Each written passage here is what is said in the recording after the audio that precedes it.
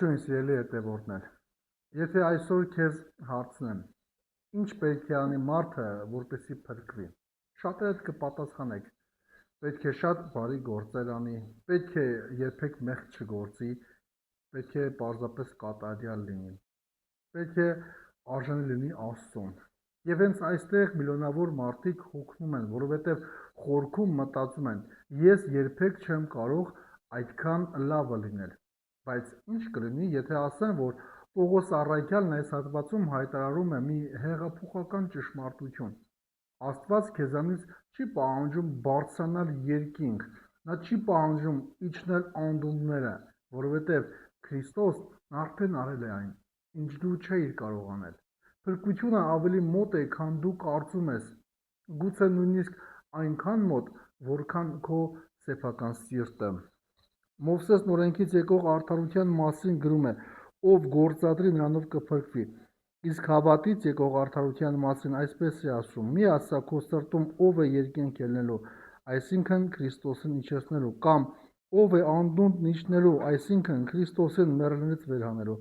Իսկ ինչ է ասում Սուրբ Գիրքը, խոսքը չափազանց մոտ է քեզ, քո բերանում և քո սրտում է։ Այսինքն հավատի խոսքը, որը քարոզում ենք, որովհետև եթե քո բերանով Հիսուսին Տեր խոստովանես և քո սրտում հավատաս, որ Աստված նրան հարություն տվեց մեռելներից, կփրկվես, որովհետև սրտով հավատում ենք արդարանալու համար և բերանով խոստովանում ենք փրկության համար, քանի որ Սուրբ Գիրքն ասում է. ամեն ոք, որ հավատա նրան, չի ամաչելու։ Խտրություն չկա հրեայի ու հեթանոսի միջև, որովհետև նույնն է բոլորի Տերը, ձեռնահաց բոլոր նրանց համար, ովքեր կանչում են իրեն, քանի որ ամեն ոք, ով կկանչի Տիրոջ անունը, կփրկվի։ Բայց ինչպես կկանչեն նրան, ում չհավատացին, կամ ինչպես կհավատային նրան, ում մասին չլսեցին, կամ ինչպես կլսեին առանց որևէ մեկի քարոզելու, կամ ինչպես կքարոզեին, եթե չառաքվեցին։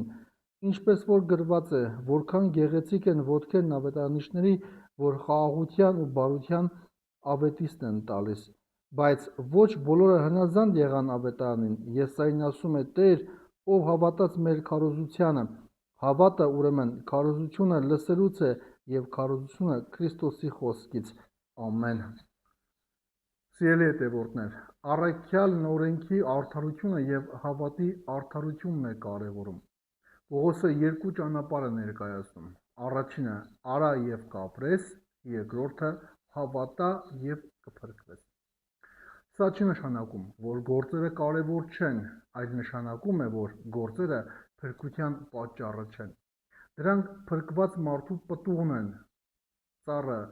պտուղը չի տալիս ծառ դառնալու համար, ծառը պտուղ է տալիս, որովհետև արդեն ծառ է։ Նույն կերպ քրիստոնյան բարի գործեր անում ոչ թե Աստծո սերը վաստակելու համար, այլ որովհետև արդեն ստացել է այդ սերը։ Սուրբ Հովհան Ոսկեբերանն ասում է. Աստված մեզ չի փրկում մեր արժանիքների պատճառով, այլ իր սիրո պատճառով։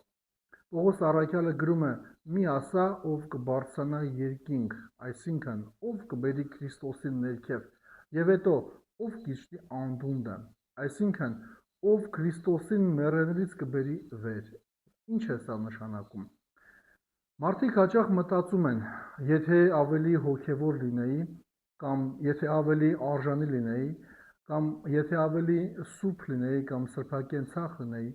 բայց ավետարանն ասում է. Քրիստոս արդեն եկել է, Քրիստոս արդեն մահացել է, Քրիստոս արդեն հարություն է առնել, քեզ մնում է պատասխանել նրա սիրուն։ Շատ մարդիկ ապրում են մշտական հոգևոր մեղավորության զգացումով։ Ես բավական լավը չեմ, Աստված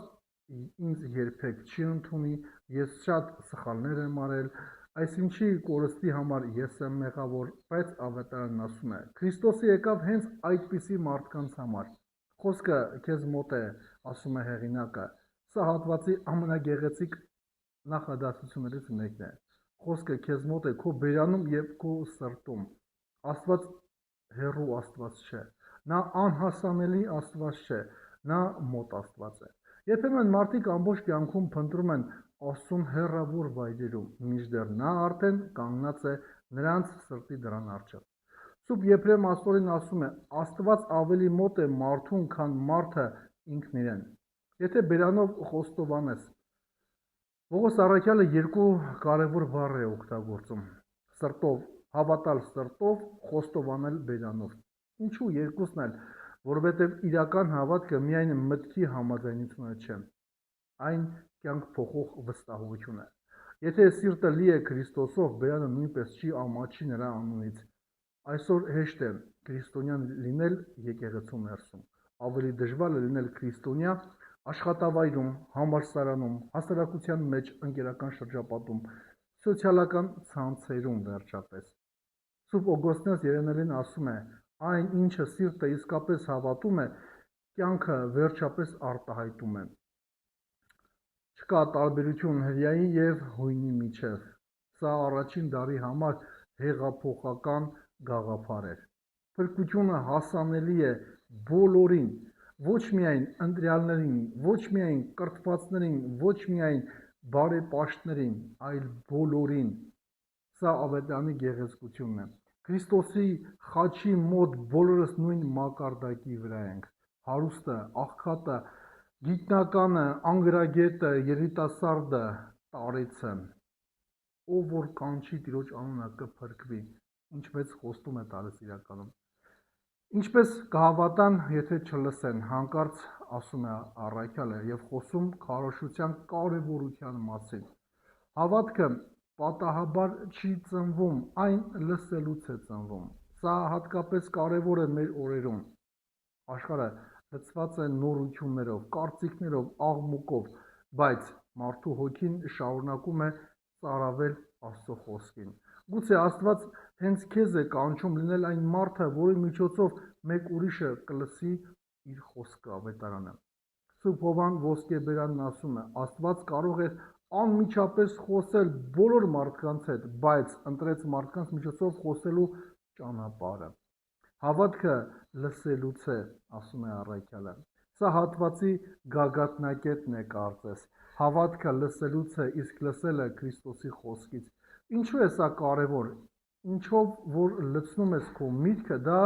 ձևավորում է քո հավատքը։ Եթե ամբողջ օրը լսում ես միայն վախ, քո մեջ կաճի վախը։ Եթե լսում ես միայն հուսահատություն, կաճի հուսահատությունը։ Բայց եթե լցնում ես Աստծո խոսքով, կաճի հավատքը։ Այս հատվածը մեզ կյանքում կարևոր կիրառելի մի քանի խորհուրդներ է տալիս։ Դադարիր փորձել վաստակել Աստծո սերով։ Ընդունիր Քրիստոսի կատարած գործը խաչի վրա։ Ամեն օր կարդա Սուրբ Գիրքը, մի ամաչիր, խոստովանել քո հավատքը։ Ավետարանը կիսվիր ուրիշների հետ։ Հիշիր, որ Աստված մոտ է քեզ։ Լցրու քո միտքը Աստծո խոսքով, ոչ միայն աշխարհի աղմուկով։ Սիրելի հավատավոր հետևորդներ, Պողոս առաքյալի Հռոմեացիներին ուղղված նամակի 10-րդ գլխի այս հատվածը մեզ ազատում է մի ծանր բեռից։ Մենք պարտավոր չենք բարձրանալ երկինք, մենք պարտավոր չենք ինքներս մեզ փրկել, մենք պարտավոր չենք վաստակել Աստծո սերը։ Քրիստոս արդեն եկել է, արդեն մահացել է, արդեն հարություն է առել։ Եվ այսօր նա կրկին ասում է. Խոսքը քեզ մոտ է, Աստված քեզանից հեռու չէ, նա մեկ աղոթքի հեռավորության վրա է, նա մի խոստովանության, մեկ սրտով ասված խոսքի, ուստի եթե այսօր զգում ես, որ հեռացել ես, եթե կարծում ես, որ արդեն ուշ է, եթե համոզված ես, որ Աստված քեզ չի ընդունի, հիշիր այս խոսքը, ով որ կանչի Տիրոջ անունը կփրկվի, ոչ թե ոմանք, ոչ թե ընտրյալները, ոչ թե կատարյալները, այլ ով որ կանչի, գուցե հենց դու այսօր քո համար այն օրն է, երբ այդ կանչը պետք է հնչի քո սրտից։ Սիրելի բարեպաշտ քրիստոնյաներ, եթե օգտակար եղավ ձեզ այս տեսանյութը, կարող եք հավանել, մեկնաբանության բաժնում գրել ձեր կարծիքը, բաժանորդագրվել մեր YouTube-յան ալիքին եւ այս տեսանյութը ուղարկել քո քրիստոնյա բարեկամներին, ընկերներին Facebook-ով, Instagram-ով, Messenger-ով կամ WhatsApp-ով կամ Telegram-ով եւ հաղորդակից դարձու նրան օրվա սուրբ գրային հատվածի բացատրությանն ու ընթերցանությանը։